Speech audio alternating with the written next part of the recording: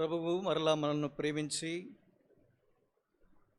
మరొక నూతన పునరుద్ధానపు దినములో ప్రభు దినములో నిన్ను నన్ను సజీవుల లెక్కలోనికి చేర్చిన ఆయనను వ్యక్తిగతంగా ఆత్మతో సత్యముతో ఆరాధించడానికి ప్రభు మనకు కృప అనుగ్రహించునుగాక. ఆరాధనలో ప్రవేశించడానికి మునుపు సహాయకరంగా ఒక వాక్య భాగాన్ని మనమందరం కలిసి చదువుదాం. యెషయా గ్రంథము 43వ అధ్యాయం.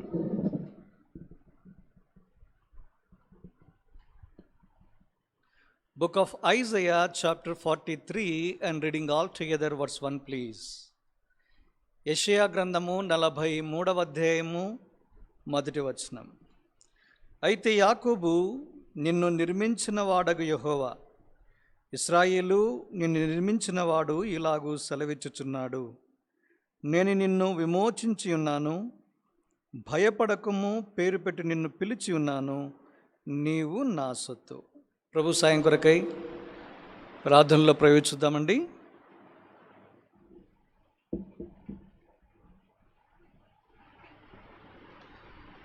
మా ప్రేమగల పరలోకపు తండ్రి, యేసు క్రీస్తు ప్రభువారి నమ్మదగిన అతి పరిశుద్ధమైన నామమున కృతజ్ఞతాస్తుతులు చెల్లించుచు నీ మందిరపు గుమ్మముల గుండా బేతేలులో ప్రవేశించి రావటానికి మాకు విననుగ్రహించిన ఈ కృప కొరకై మీ కొందనములు చెల్లిస్తూ ఉన్నాం.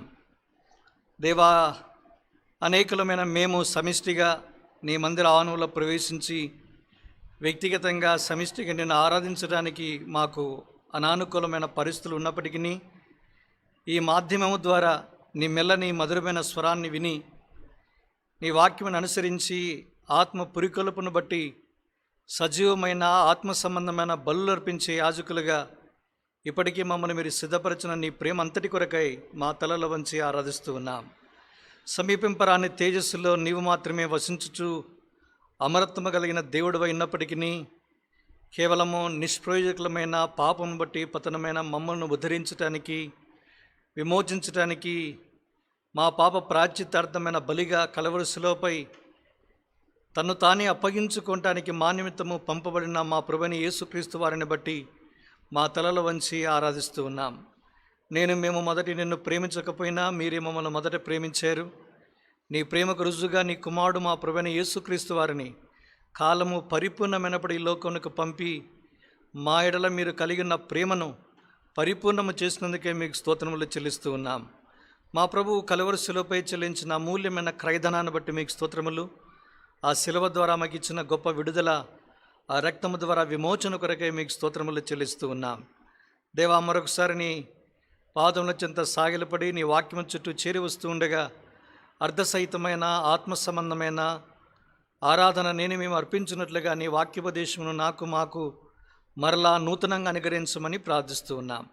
వ్యక్తిగతంగా మమ్మల్ని మీ పాదముల చెంత పడివేసుకున్న వారమై మీకు అంగీకారమైన ఆత్మ సంబంధమైన బలులు అర్పించి యాజకులుగా మమ్మల్ని మీరే సిద్ధపరచమని ప్రార్థిస్తూ ఉన్నాం. ఆ యొక్క దాసుడిని నీ కృపను ఆధారం చేసుకొనొచ్చు.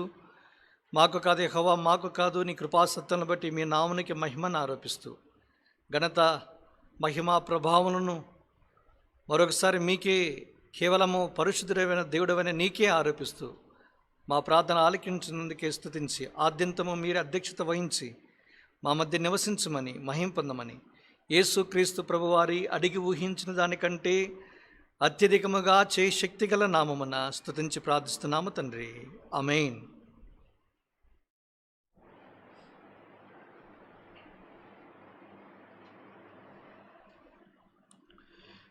పరిశుద్ధ గ్రంథము బైబిల్లో యెషయా గ్రంథానికి చాలా ప్రాముఖ్యత ఉండడాన్ని మనము గమనించగలం. మొట్టమొదటిసారి ప్రవక్తల గ్రంథాలకి ఆరంభ పుస్తకముగా యెషయా గ్రంథాన్ని మనము చూడగలం. యెషయా గ్రంథములో 66 అధ్యాయాలు ఉన్నాయి.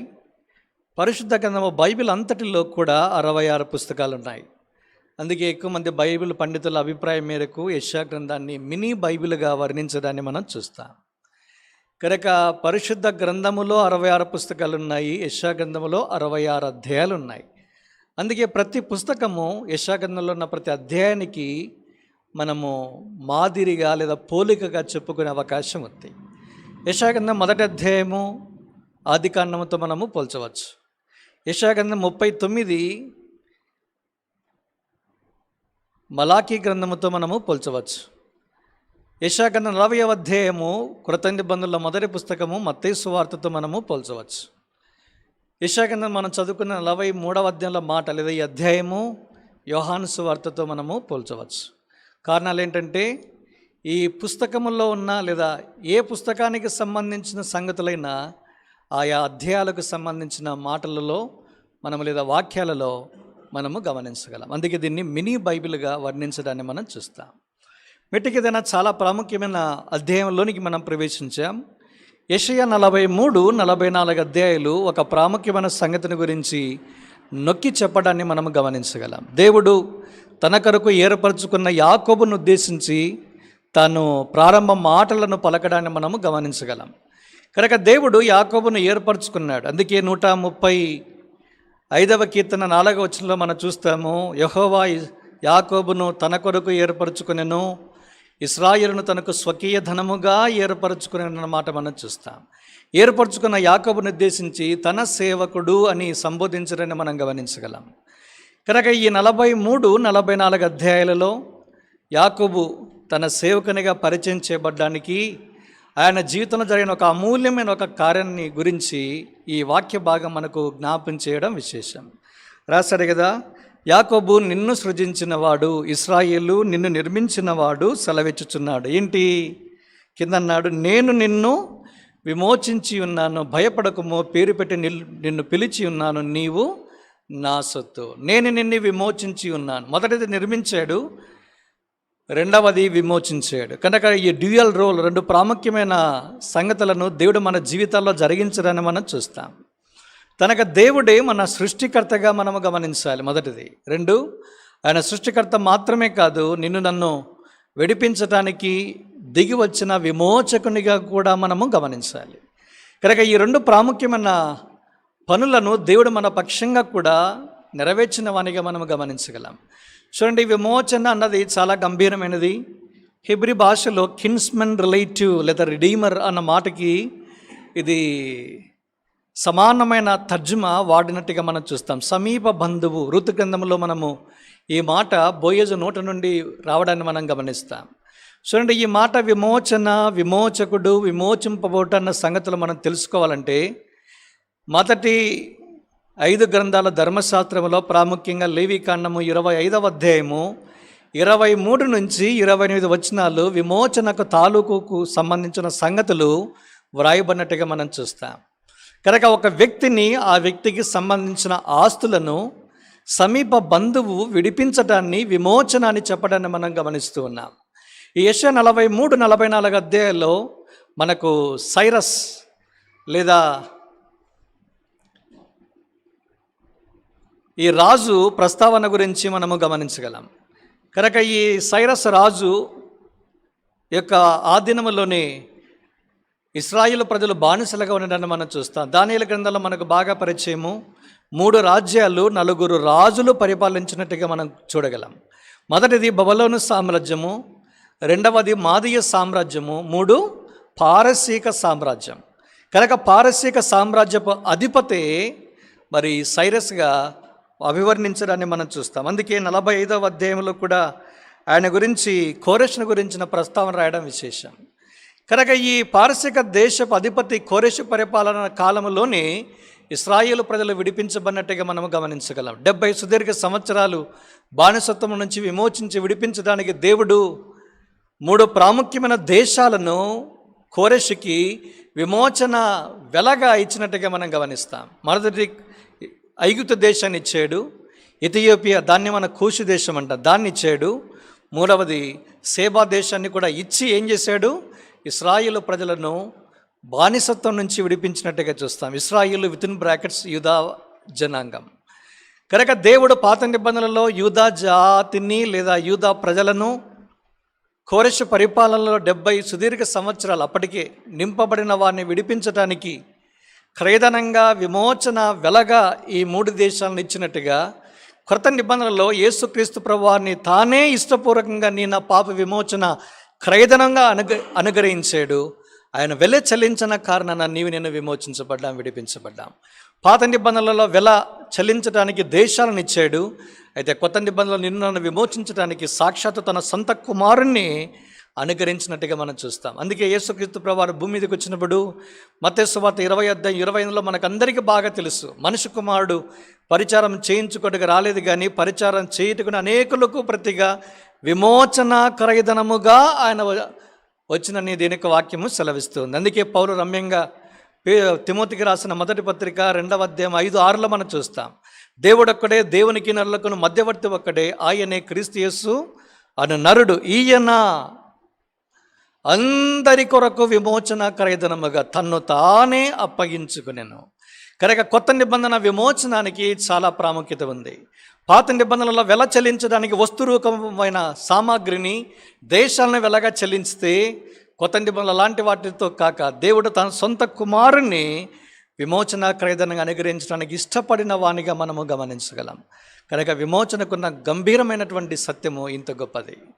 కనుక ఈ విమోచన కార్యము మన జీవితాల్లో యేసును అనుగ్రహించడం ద్వారా కనీసం 7 ప్రాముఖ్యమైన సంగతుల నుంచి దేవుడు నిన్ను నన్ను విడిపించి విమోచించడానికి తన సొంత కుమారుని యొక్క రక్తముని వెలగా చెల్లించిన వానిగా మనం చూస్తాం. బైబిల్లో మనకందరికీ తెలుసు, 49వ కీర్తనలో ఒక మాట ఉంటుంది. 9వ వచనంలో 7వ వచనంలో రాస్తాడు, ఏ విధము చేతనైనను తన సహోదరుని ఎన్నటికి విమోచించలేడన్న మాట మనం చూస్తాం.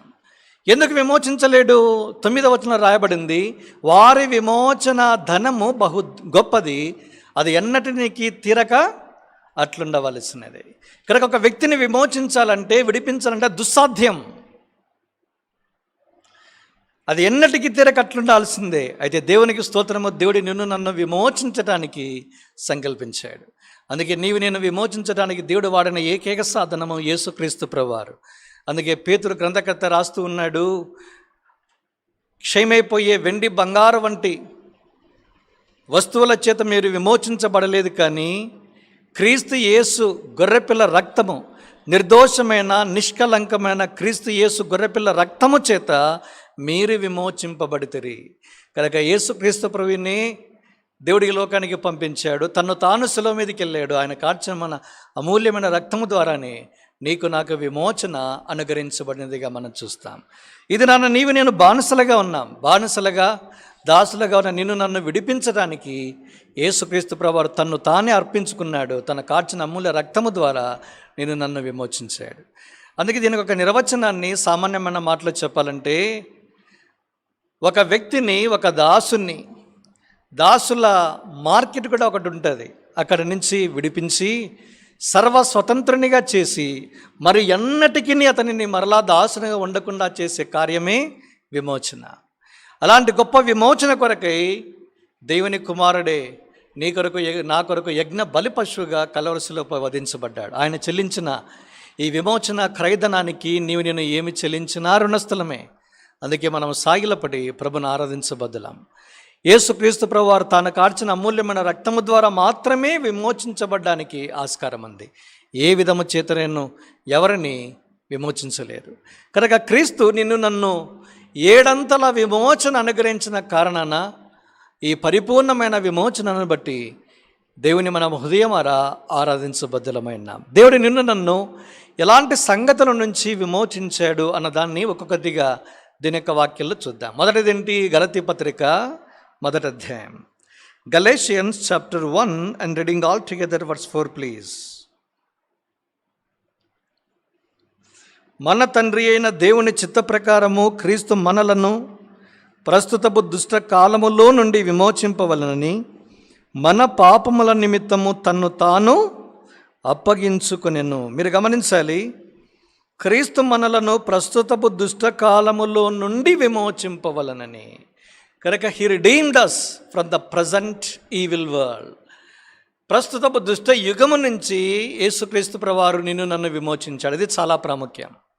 దుష్టకాలము it's not a time bound sense. ఇది ఒక కాల పరిమితికి సంబంధించిన మాట కాదు. దుష్ట కాలం అనేది కాలానికి సంబంధించినట్టుగా కనిపిస్తుంది. కింద ఫుట్నోట్లో దుష్ట యుగము అనే మాట చూస్తాం. అయితే గమనించాలా, దుష్టుని నుండి అన్న మాటను స్ఫురించే విధంగా ఈ మాట వ్రాయబడినట్టుగా మనం చూస్తాం. కనుక నీవు నేను దుష్టునిలో పడి ఉన్నాం. మొదటి యోహాను పత్రిక 5వ అధ్యాయము 19లో చూస్తాము, మనము దేవుని సంబంధులమనియు సర్వలోకము దుష్టుని యందున్నదనియు ఎరుగుతామన్న మాట చూస్తాం. దుష్టుని యందున్నది అన్న మాట దగ్గర కింద ఫుట్నోట్ వేసి ఏమన్నాడు, దుష్టుని యందు పడి ఉన్నది. ఆ మాట గమనించాలి. కనుక సర్వలోకము దుష్టుని యందు పడి ఉంది అంటే దుష్టుని యొక్క కబంధ హస్తాలలో చిక్కుబడి ఉంది అని అర్థం. అందుకే దేవుడు నిన్ను నన్ను ప్రేమించాడు. లోకమును దేవుడు ఎందుకు ప్రేమించాడు? యోహాను 3:16 మనకు బాగా పరిచయమైన వాక్యం. దేవుడు లోకమును ఎంతో ప్రేమించను. ఎందుకు లోకాన్ని ప్రేమించాలి? లోకమంటే మట్టి కాదు, లోకం అంటే మనుషులై. లోకం అంటే మనుషులు. ఆ మనుషులు ఎవరు? స్వరూపాలు, దైవ స్వరూపాలు, దైవ పోలిక. ఆదికాండం 1వ అధ్యాయంలో మనకు బాగా పరిచయం. ఆయన స్వరూపమందు, ఆయన పోలికలో సృష్టించబడిన మానవులు లోకములో ఉన్నారు. అందుకు దేవుడు ప్రేమించాడు. అది మొదటిది. అయితే దురదృష్టం ఏంటంటే దేవుని పోలిక దేవుని స్వరూపాలైన మానవులు ఎక్కడున్నారంటే దుష్టుని చేతిలో ఉన్నారు. కనుక ఆ దుష్టుని నుండి నిన్ను నన్ను విడిపించడానికి యేసుక్రీస్తు ప్రభువాని తండ్రి అయిన దేవుడు కాలము పరిపూర్ణమైనప్పుడు ఈ లోకానికి పంపించాడు. అది చాలా ప్రాముఖ్యం. దుష్టు నుండి నిన్ను నన్ను విడిపించాలి అంటే ఏం చెల్లించాలా? వెల చెల్లించాలి. ఎందుకు? మనము పాపమునకు అమ్మబడి శరీర సంబంధులుగా చేయబడ్డాం. అమ్మబడ్డ మనము అప్పుల్లో ఉన్నాం. అమ్మబడిన మనము విడిపించబడాలి. విడిపించబడాలి అంటే ఏం చేయాలా? వెల చెల్లించాలి. ఏం వెల చెల్లించాలి? అమూల్య రక్తమును చెల్లించాలి. ఆ అమూల్య రక్తమునే దారపోయటానికి యేసుక్రీస్తు ప్రభువారు కలువరి శిలువ మీదకి వెళ్ళాడు. కనుక ప్రాణాధారమైన రక్తాన్ని నీ కొరకు నా కొరకు దారపోసాడు. ఆ రక్తము ద్వారా వెల ఇచ్చి దుష్టుని చేతిలో నుంచి నిన్ను నన్ను విడిపించాడు. అందుకే దేవుడు యేసుక్రీస్తులో నీకు నాకు అనుగ్రహించిన ఈ విడుదల ఎంత గొప్పదంటే అంటాడు గలతీ 5వ అధ్యాయం 1వ వచనంలో, క్రీస్తును దేవుడు మీకు అనుగ్రహించిన ఈ స్వాతంత్రము చాలా గొప్పది. మరలా దాస్యమున్న కాడి క్రింద చిక్కుకొనొద్దండి అని హెచ్చరిక చేస్తూ వచ్చినట్టుగా కూడా చూస్తాం. కనుక నీవు నేను ఎంత సర్వస్వతంత్రులుగా చేయబడ్డామంటే మరి ఎన్నటికీ కూడా అపవాది యొక్క చేతులనికి మరలా మనము దాసులుగా వెళ్ళకుండానట్లు శాశ్వతంగా దేవుడు తన కుమారుని రక్తము ద్వారా వెల ఇచ్చి విమోచించాడు. ఇంత వెల చెల్లించి విమోచించిన ఈ ప్రభువుని దేవుణ్ణి ఆరాధించకుండా ఎలా మౌనంగా ఉండగలం? అందుకే హృదయపూర్వకంగా ఆరాధించడానికి ఇష్టపడదుముగాక. అందుకే దుష్టుని నుండి, అపవాది యొక్క చేతుల నుండి, బానిసత్వము నుంచి నన్ను విడిపించటానికి నీ కుమారునే శిలువ మీదకి పంపించి ఆయన కార్చిన రక్తము ద్వారా వెల ఇచ్చి నన్ను కొనుక్కున్నావు. అందుకే నిన్ను స్తుతిస్తున్నానయ్యా అని ఆరాధించాలి. అందుకే మీరు గమనించాలి లేదో, విమోచించబడిన వారు ఆయన సొత్తుగా చేయబడ్డారు. అందుకే నేను నిన్ను విమోచించి ఉన్నాను, భయపడకము, పేరు పెట్టి నిన్ను పిలిచి ఉన్నాను, నీవు నా సొత్తు. పాత నిబంధనలలో స్వకీయ ధనం 135వ కీర్తన 4వ వచనం. కొత్త నిబంధనలలో ఈ స్వకీయ ధనానికి మరొక పేరేంటంటే సొత్తు. ఎలా సొత్తు అయ్యాము? వెల ఇచ్చి కొనుక్కోబడ్డాం. అందుకే మీరు విలువ పెట్టి కొనబడిన వారు కనుక మీరు మీ సొత్తు కారు అనే మాట చూస్తాం.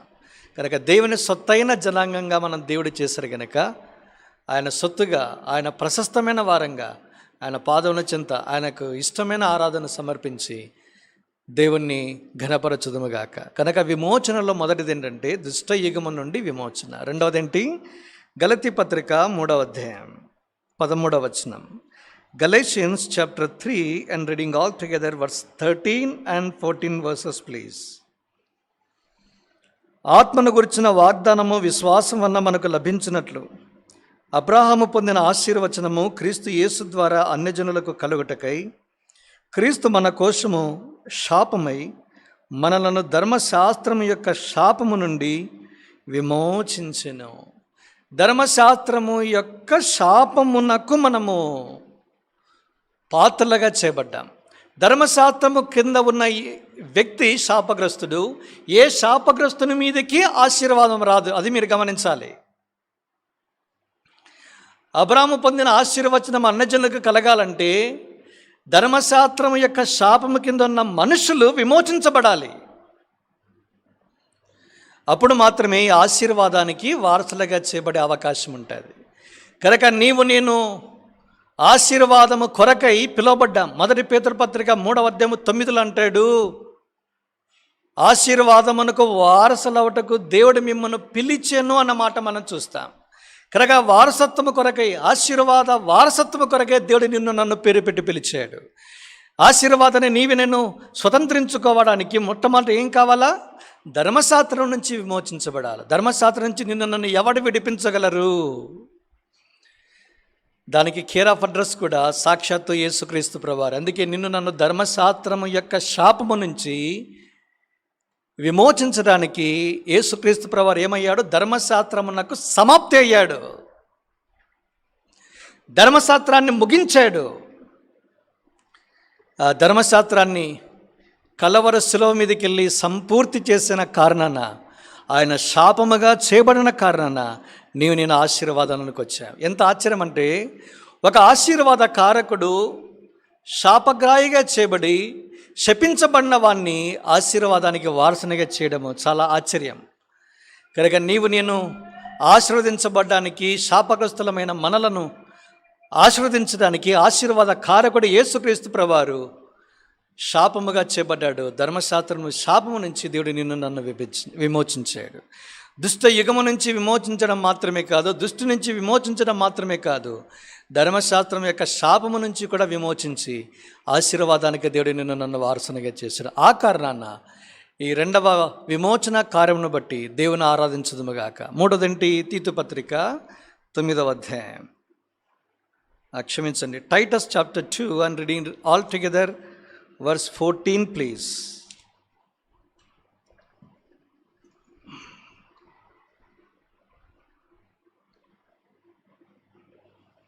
టైటస్ 2:14, తీతు 2:14.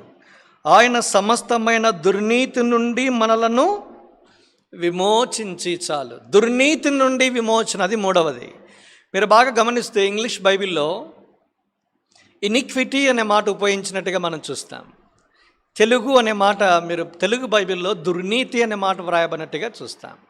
మీరు బాగా గమనించారు లేదో, పాపానికి నిర్వచనాలు కొన్ని కొత్త నిబంధనలలో మనం చూస్తాం. అందులో 1 యోహాను పత్రిక 5వ అధ్యాయంలో ఒక మాట మీరు గమనించాలి. 1 యోహాను పత్రిక 5వ అధ్యాయం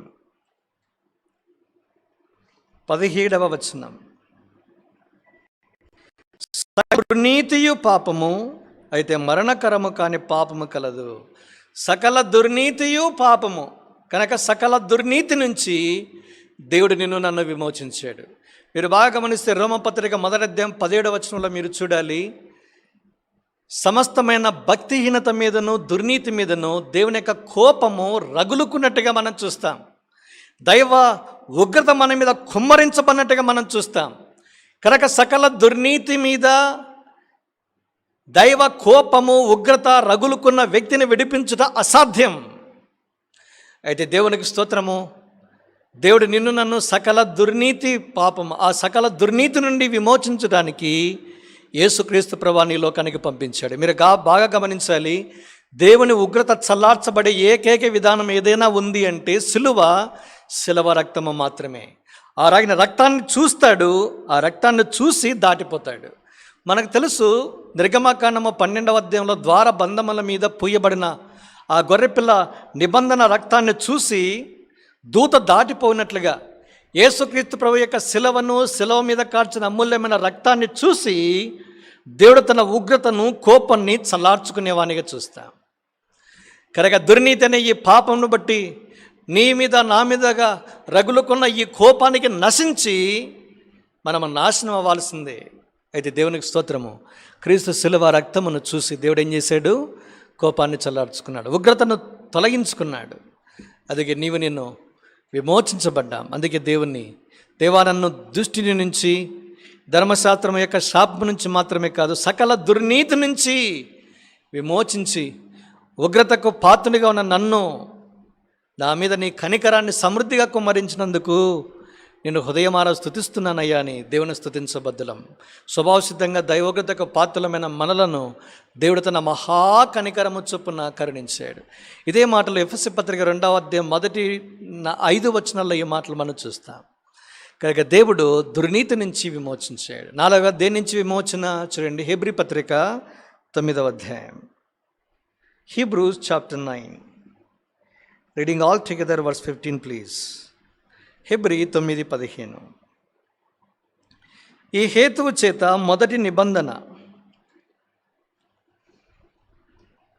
నిబంధన కాలములో జరిగిన అపరాధముల నుండి విమోచనము కలుగుటకై ఆయన మరణము పొందినందున, అపరాధముల నుండి విమోచన. కనుక విమోచన అపరాధం నుండి కలిగింది. మీరు బాగా గమనిస్తే కొన్ని డెఫినేషన్స్ దీని యొక్క వాక్యంలో చూస్తాం. ఉదాహరణకి కొలస్సీ పత్రిక 1వ అధ్యాయము 14-15 వచనాలు మీరు చూడాల. అక్కడ రాశాడు, తండ్రి అయిన దేవుడు చేసిన పని, నిన్ను నన్ను అంధకార సంబంధమైన అధికారం నుండి మనల నుండి విడిపించి తాను ప్రేమించిన తన కుమారుని యొక్క రాజ్య నివాసునుగా చేసినని చెప్పి తర్వాత ఆ కుమారుని యందు విమోచనము అనగా అపరాధములకు క్షమాపణ. విమోచన అన్న మాటకు డెఫినేషన్ ఏంటి? కొన్ని పదాలు చాలా రమ్యంగా రాయబడ్డాయి. ఒకటేంటంటే అపరాధములకు క్షమాపణ, forgiveness for hour transgression. English బైబిల్లో, తెలుగు బైబిల్లో, ఇంగ్లీష్ బైబిల్లో అది సిన్ అనే మాటని రాసినట్టుగా మనం చూస్తాం. వాస్తవానికి ట్రాన్స్గ్రెషన్ అనే మాట ఉపయోగించారు. కనుక మీరు బాగా గమనించాలా, తెలుగు బైబిల్లోనూ కేజీవికి కొన్ని పదాల వ్యత్యాసాన్ని మనం చూస్తాం. వాస్తవానికి బైబిల్ ఇంగ్లీష్ నుంచి తర్జుమా చేయలే, ఆదిమ హెబ్రీ గ్రీకు భాషల్లో నుంచే తర్జుమా చేశారు. కొన్ని పదాలు ఎలా ఉంటాయంటే ఇంగ్లీష్ బైబిల్లో రాయబడిన మాటలు కూడా చక్కగా విమర్శపడడం విశేషం. అందులో ఉదాహరణ ఇదే. అపరాధం నుండి విమోచన అన్న మాటకి కొలసి 1:15 రాయబడిన మాటకి ట్రాన్స్గ్రెషన్ అన్న మాటలు ఉపయోగించలే, సిన్ అనే మాట చూస్తాం. ఫర్గివ్నెస్ ఆఫ్ సిన్స్ రాశాడు, అయితే తెలుగులో ఫర్గివ్నెస్ ఆఫ్ ట్రాన్స్గ్రెషన్ అన్న మాట చూస్తాం. సరే, ఈ మాటలను మాత్రమే మీరు పట్టుకోవాలని కోరుచు ఉన్నా. కనుక అపరాధం నుండి విమోచనం అంటే అపరాధంలోకి ఏం కావాలా? క్షమాపణ.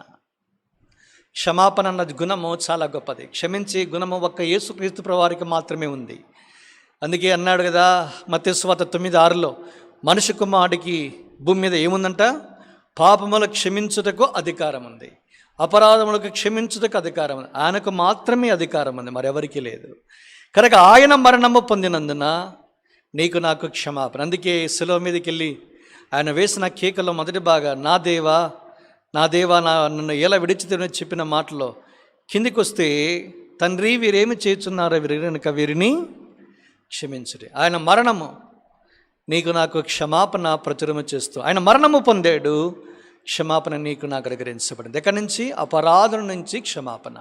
అపరాధము అన్న మాటకు అర్థం ఏంటంటే ట్రాన్స్గ్రెషన్ అని అన్న మాటకి క్రాసింగ్ ద బౌండరీస్, సరిహద్దులను మీరటని అర్థం. కనుక దేవుడు నీకు నాకు నిర్దేశించిన ఆ క్రమాన్ని, సరిహద్దును మీరాం. ఈ మాట ఆదికాండం 3వ అధ్యాయంలో నుంచి మనం గమనించాలి. దేవుడు ఆదాము అవ్వలకు ఒకే ఒక ఆజ్ఞ విధించాడు, ఈ ఆజ్ఞకు లోబడాలని చెప్పాడు. అయితే ఏం చేశాడు? ఆజ్ఞ అతిక్రమమే పాపం. అతిక్రమము అంటే అపరాధం, క్రాసింగ్ ద బౌండరీస్. దేవుడు ఏ మాటనైతే సెలవిచ్చాడో ఆ మాటను అతిక్రమించాడు, అపరాధిగా చేయబడ్డాడు. దట్స్ సిన్, అది డెఫినేషన్. కనుక అపరాధములకు క్షమాపణ నీకు నాకు కలిగింది, అదే విమోచన నీకు నాకు కలుగజేసిన గొప్ప ఆశీర్వాదం. 4 సంగతులను మనం చూసాం. కనుక దుష్టు నుండి విమోచన, ధర్మశాస్త్రం యొక్క శాపము నుంచి విమోచన, దుర్నీతి నుంచి విమోచన, అపరాధముల నుండి విమోచన. 4 సంగతి. 5వది ఏంటి చూడండి, రోమపత్రిక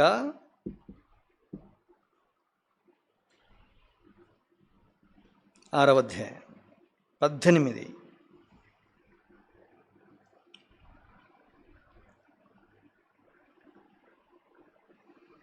పాపము నుండి విమోచింపబడి నీతికి దాసులైతిరి, ఇందుకు దేవునికి స్తోత్రం. 22. ఆయనను ఇప్పుడు పాపము నుండి విమోచింపబడి దేవునికి దాసులైనందున పరిశుద్ధత కలుగుటయే మీకు ఫలము, దాని అంతము నిత్య జీవము. ఈ మాట మీరు గమనించాలి. కనుక మొట్టమొదటి మాట ఏంటి? 18లో మొదటి వచనములోను 22లోను మనకు ఈ 2 మాటల్లో కనిపించే ఒకే ఒక మాట ఏంటంటే పాపము నుండి విమోచన. కనుక 5వది చాలా ప్రాముఖ్యము. పాపము నుంచి దేవుడు నిన్ను నన్ను విమోచించాడు. పాపం అన్న మాటకు అర్థం ఏంటంటే మిస్సింగ్ ద మార్క్, గురి తప్పుట అని అర్థం. మనుషుడు చేసిన తప్పేంటి? కింద రాయబడింది రోమపత్రిక 3:23 మనకు బాగా తెలుసు. దేవుడు లేడు, నీతిమంతుడు లేడు, ఒక్కడు లేడు, దేవుని వెతుకువాడెవడు, గ్రహించేవాడు లేడు, మనుషులందరూ త్రోవ తప్పి ఏకముగా పనికి మాలిన వారైరి అనే మాట మనం చూస్తాం. కనుక ప్రతి మనుషుడు తన స్వకీయమైన త్రోవకు తొలగడమే పాపం. కనుక నీవు నేను స్వకీయమైన త్రోవకు తొలగిన కారణాన పాపిగా మనం చేయబడ్డాం. అలాంటి పాపం నుంచి దేవుడు నిన్ను నన్ను విమోచించి క్రీస్తునకు దాసులుగా చేశాడు. తప్పిపోయిన మార్గమైన యేసు లోనికి దేవుడు నిన్ను నన్ను తీసుకుని వచ్చాడు. అందుకే దాని కొరకే దేవుడు చేసిన కార్యము విమోచన. పాపం నుంచి విమోచించబడ్డాము, క్రీస్తుకు దాసులమయ్యాం. పాపం నుంచి విమోచించబడ్డాము, నీతికి దాసులయ్యాం, ప్రతిఫలం పరిశుద్ధత. అందుకే పరిశుద్ధులు అనే ఒక గొప్ప టైటిల్ని దేవుడు నీకు నాకు అనుగ్రహించడానికి విమోచనయే ఆధారం. కనుక విమోచన ఎక్కడి నుంచి? పాపము నుంచి. 6వది ఏంటి? 130వ కీర్తన, Psalm 130, reading all together versus 7 and 8 please. ఇశ్రాయేలు యెహోవా మీద ఆశ పెట్టుకునుము, యెహోవా యొద్ద కృప దొరుకును, ఆయన యొద్ద సంపూర్ణమైన విమోచన దొరుకును. ఇశ్రాయేలీల దోషములన్నిటి నుండి ఆయన వారిని విమోచించును. గమనించాలి, 8వ వచనము, దోషములన్నిటి నుండి వారిని విమోచించును. దోషము నుండి విమోచన. 3 మాటలు సీక్వెన్స్గా వచ్చాయి. 4, 5, 6. 4 అపరాధం నుండి విమోచన, 5 పాపము నుండి విమోచన, 6 దోషం నుండి విమోచన. మీరు గమనించాలి, ఈ 3 మాటలు దేవుడు తన్ను తాను బయలుపరుచుకున్నప్పుడు మోషేకి నిర్గమాకాండము 34వ అధ్యాయంలో కనిపించే 6-7 వచనాల్లో మనం చూస్తాం. యోబు గ్రంథము 13వ అధ్యాయం 23లో ఈ మాటలు చూస్తాం. 51వ కీర్తన 4వ వచనాల్లో ఈ పదాలు చూస్తాం. ఏంటివి? 3 పదాలు కలిసి వెళ్ళడాన్ని మీరు గమనించాలి ఆ మాటలో. అందుకే ఆయన 1000 మందికి కృప చూపుచు వారి దోషమును, అపరాధమును, పాపమును క్షమించిన మాటలు గమనించాలి. దేవుని గుణగణాలలో ఉన్న గొప్ప లక్షణం ఏంటంటే అక్కడ రాయబడింది, అపరాధము, దోషము, పాపం 3ంటిని క్షమించేవాడు. అందుకే ఈ 3 విమోచన. అందుకే అన్నాడు 7వ వచనంలో ఆయన యొక్క సంపూర్ణమైన విమోచన. సంపూర్ణత అంటే 7 విమోచన అన్నాం. అందుకే దీన్ని 6 సంగతులు. చివరిదేంటి చూడండి, 49వ కీర్తన 15వ వచనం, 103వ కీర్తన 4వ వచనం. ఒకేసారి చదివి మనం ఆరాధనలో ప్రవేశిద్దాం. 49వ కీర్తన 15వ వచనం. దేవుడు నన్ను చేర్చుకును, పాతాళ బలములో నుండి ఆయన నా ప్రాణమును విమోచించును. చాలా ప్రాముఖ్యం. తర్వాత 103వ కీర్తన 4వ వచనం, సమాధిలో నుండి నీ ప్రాణమును విమోచించుచున్నాడు. గమనించాలి, ప్రాణము పాతాళ వశములోనికి చేయబడింది. అందుకే నీవు నేను చచ్చిన వారమై ఉండి పాతాళమునకు వెళ్ళినప్పుడు పాతాళ వశములో నుండి నీ యొక్క నా యొక్క ప్రాణాన్ని దేవుడు విమోచించాలి. అందుకే దేవుడు నిన్ను నన్ను పాతాళ వశములో నుంచి విమోచించాలంటే ఆయన చనిపోవాలి, పాతాళ లోకములోనికి వెళ్ళాలా. అది చాలా ప్రాముఖ్యం. అందుకే అపోస్తుల కార్యాలు 2వ అధ్యాయంలో మనం చూస్తే 24, 27, 34 ఈ వచనాలన్నీ కూడా 16వ కీర్తనలో ఉన్న మాటలనే తిరిగి పదే వ్రాయబడాలని మనం చూస్తాం. దావీదు కీర్తనలో 16వ కీర్తన 8, 9 వచనాల్లో చూస్తాం. నీ పరిశుద్ధులను కుళ్ళు పట్టనివ్వవు, పాతాళ వశములో నుంచి దేవుడు మరలా తీసుకుని వస్తాడు. యేసుక్రీస్తు ప్రభు యొక్క పునరుద్ధానానికి సంబంధించిన వచనాలు ఇవంతా. అపోస్తుల కార్యములో 13వ అధ్యాయంలో కూడా ఇదే మాటలు మనం చూస్తాం. కనుక పాతాళ వశములో ఉన్న నా ప్రాణమును విమోచించడానికి యేసు పాతాళము వరకు కూడా వెళ్ళాడు. అందుకే ఎఫెసీ పత్రిక 4వ అధ్యాయంలో ఆయన ఆయను అనగా భూమి యొక్క దిగంతముల వరకు ఆయనకు దిగవలసి వచ్చనని వ్రాయబడి ఉన్నదనే మాట చూస్తాం. కనుక నా యొక్క ప్రాణాన్ని పాతాళ వశములో నుంచి విమోచించడానికి క్రీస్తు మరణించాడు, సమాధి చేయబడ్డాడు. ఈ మధ్యలో జరిగిన సంఘటనే ఈ 16వ కీర్తన నాకు జ్ఞాపం చేసే మాట. కనుక ఈ పాతాల వశములో నుంచి దేవుడు నిన్ను నన్ను విమోచించిన కారణాన విమోచించబడిన ప్రాణం కలిగిన వారమై సజీవ లెక్కలో చేర్చబడిన మనము మన విమోచకుడు సజీవుడని సజీవుల భూమి మీద నిలిచి మన ప్రభువును ఆరాధించబద్ధులమైనాం. అందుకే యాకోబును దేవుడు సృష్టించాడు, ఆయన మన సృష్టికర్త. ఆయన విమోచించాడు, ఆయన నా విమోచకుడయ్యాడు. కనుక ఈ విమోచకుడు నీకు నాకు సంపాదించిన ఈ విమోచన 7 అంతల విమోచన. దుష్టుని నుంచి విమోచన, ధర్మశాస్త్రము నుండి విమోచన, దుర్నీతి నుండి విమోచన, అపరాధం నుండి విమోచన, దుర్నీతి పాపము నుండి విమోచన, దోషము నుండి విమోచన, తర్వాత మన ప్రాణమును పాతాల వశములో నుండి విమోచించాడు. ఈ సంపూర్ణమైన 7 అంతల విమోచన కొరకై మన విమోచకునికి ఎన్ని మాటల చేత మనము ఆరాధించినా మనం ఎప్పటికీ రుణస్థులమే. అందుకే నేను వ్యక్తిగతంగా ఆరాధించడానికి దేవుడు కృప చూపించునుగాక. మీరు బాగా గమనిస్తే యెషయాగ్రంథం 43వ అధ్యాయం 44 అధ్యాయాలు మీరు బాగా చదివితే 40 అధ్యాయం 43 మొదటి నుంచి 7 వచనాల విమోచన, 43:14 విమోచన, 44వ అధ్యాయము విమోచన, 44:6లో 44, 22, 23, 24 3 వచనాల విమోచకుడు అనే మాట మనం చూస్తాం. ఇశ్రాయేలు పరిశుద్ధ దేవుడైన ఆ ప్రభువే విమోచకుడై నీకు నాకు సంపాదించిన ఈ 7 అంతల విమోచన కార్యమును బట్టి హృదయమారా దేవుని స్తుతించి మన స్తుతుల సింహాసనం మీద ఆశలుగా చేదుముగాక.